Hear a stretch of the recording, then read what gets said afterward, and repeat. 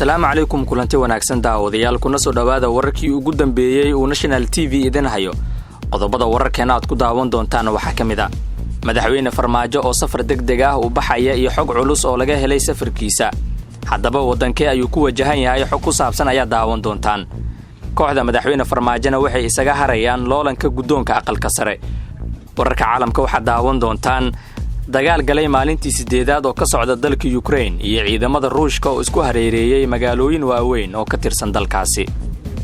wararkaasi kuwa kale ayaan faahfaahin doonaa waa habeen Khamiis ah Jimcaha ayaa soo galaysa 3 Maarso sanadka 2022 hadaad nagu cusub tahay subscribe saar kanaalkeena kadibna furo gambaleelka si wararkaan halkan soo dhigno aad weesho hadaad aragtidaada noo reebto aan kaaga mahadcelinayaa u diyaar garoowa faahfaahinta wararkaasi.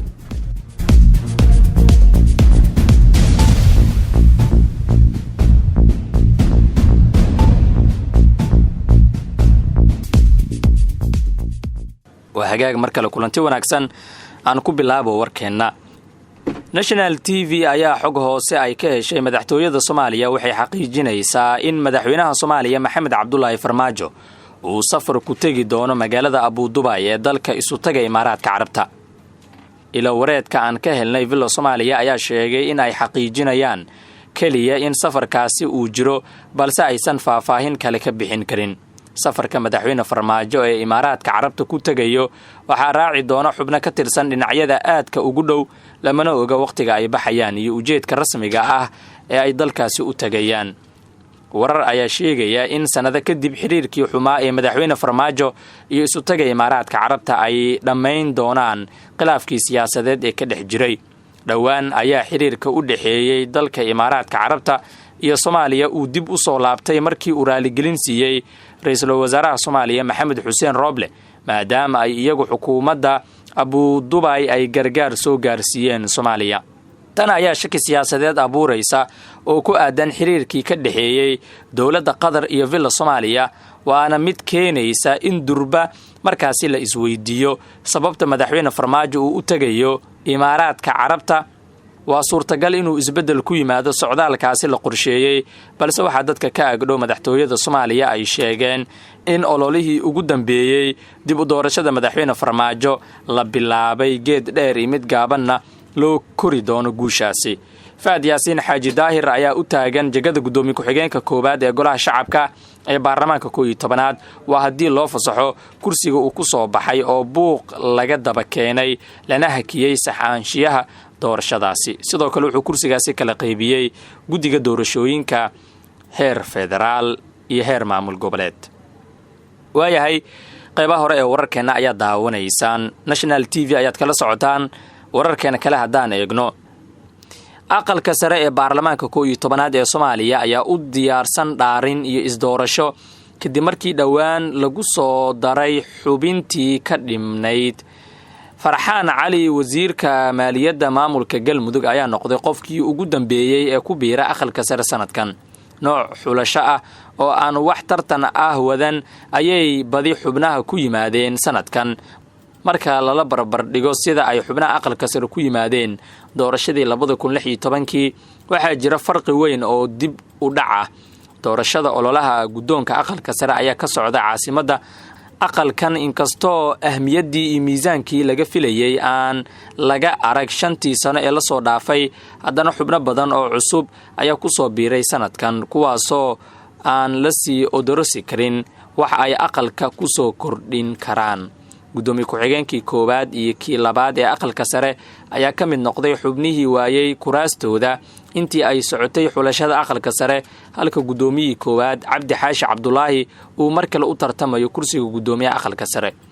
kooxda madaxweyne Farmaajo ayaa la sheegayaa inay macquul tahay in aysan waqti badan iyo qarash iska gelin loolanka gudoonka aqalka sare. laba arrimood oo muhiim ah ayaana loo daliishanayaa dib u gurashadooda. ahmiyadda aqalka sare. madaxweyne Farmaajo iyo kooxdiisa oo dalka xukumayay 5 sano ee la soo dhaafay waxa laga haystay aqalka sare maadaama ay ku badnaayeen odayaal siyaasadda ku gaamuray kuwaas oo jeebkooda ka weyn. kooxdu waa awoodi weysay inay aqalka sare danaheeda ka iibiso balse waxay dib ka qaateen aragti ah in aqalka sare la inkiro oo mid daciif ah laga dhigo, taasi beddelkeedana xiriir iyo wada shaqayn joogto ah lala yeesho golaha shacabka. dhaqdhaqaaqa ay mucaaradka ka dhex sameeyeen golaha shacabka ayaa keentay in kooxda madaxweyne Farmaajo toos u beegsato hogaankii golaha shacabka, iyagoo meesha ka saaray Maxamed Sheekh Cusmaan Jawaari, gudoomiyihii hore ee baarlamaanka. waxay ku guuleysteen inay golihii shacabka hogaankiisa qaataan oo ay dhinaca kalena bixiyaan aqalka sare. hadda waxay aaminsan yihiin in aqalka sare uusan ahmiyad gooni ah ku fadhin, wixii sharci iyo heshiis rabaanna ay golaha shacabka soo marin karaan, waa haddii ay dhacdo inay xukunka ku soo noqdaan. sidaas darteeda ahmiyadda hoose oo uu aqalka sare ku leeyahay agtooda ayaa daciifinaysa inay awood badan geliyaan tartanka guddoonka. 2. tijaabin awoodeed. kooxda madaxweyne Farmaajo haddii ay u soo istaagaan loolanka guddoonka aqalka sare, waxaa dhici karta in laga adkaado maadaama uu yahay aqal aad u kooban oo tiradiisu ay tahay 54 xubnood. xubnaha ka yimid Puntland iyo Jubbaland si toos ah ayay dhinaca kale u mari karaan.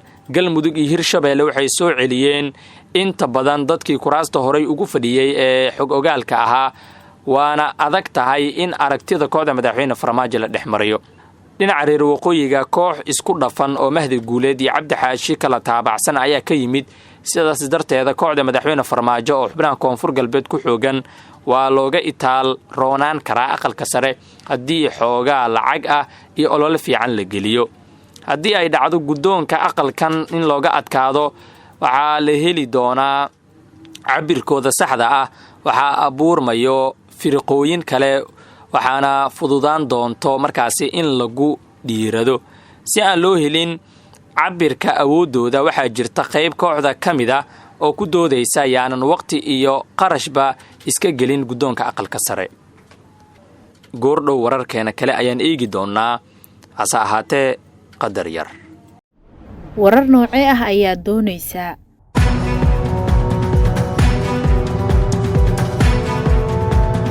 ma wararkii ugu dambeeyey? ma dhacdooyinka kaa yaabiya mise kuwa ku dhiirigeliya? ma doonaysaa inaad ogaato waxyaabaha cusub ee socda? hadday jawaabtaadu haa tahay, National TV ka dhiga wehelkaaga. booqo baraheena bulshada adiga oo raadinaya National TV. subscribe saar YouTube-keena, kadibna riix gambaleelka. National TV waa wehelkaaga. waa hagaag daawadayaal, gabagabada wararkeenna ayaan soo gaarnay. ugu dambeyn haddaan eegno wararka caalamka. maalintii 8aad ayuu galay dagaal xoogan oo ka socda dalka Ukraine, waxaana ciidamada Ruushka iska caabin ay kala kulmayaan militariga Ukraine.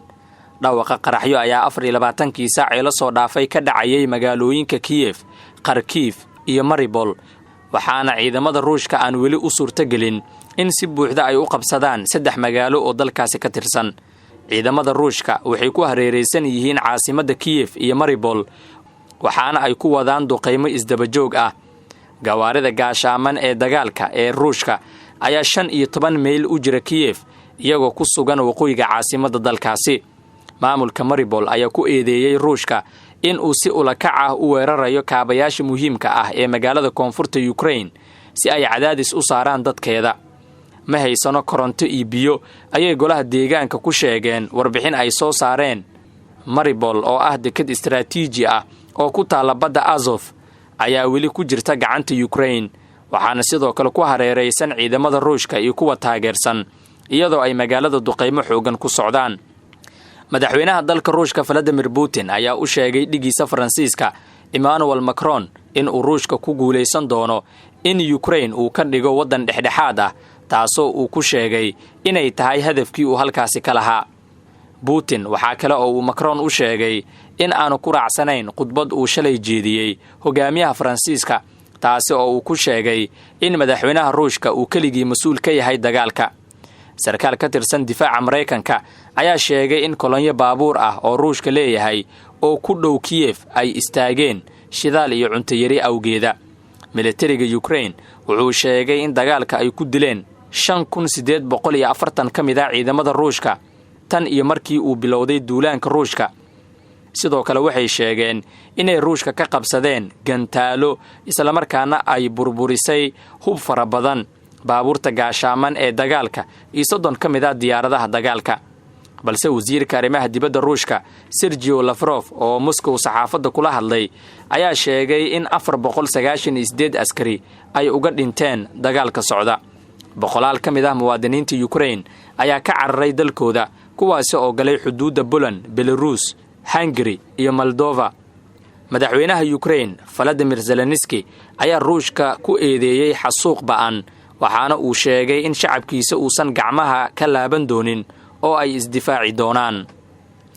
waa hagaag daawadayaal, halkaasi ayaan ku soo gabagabeynayaa warkii aad ka daawanayseen barteen YouTube-ka ee National TV. waad ku mahadsantihiin daawashada iyo la socodka wararkeena. inta ku kulmeyno wararkeena soo socda, nabadgelyo.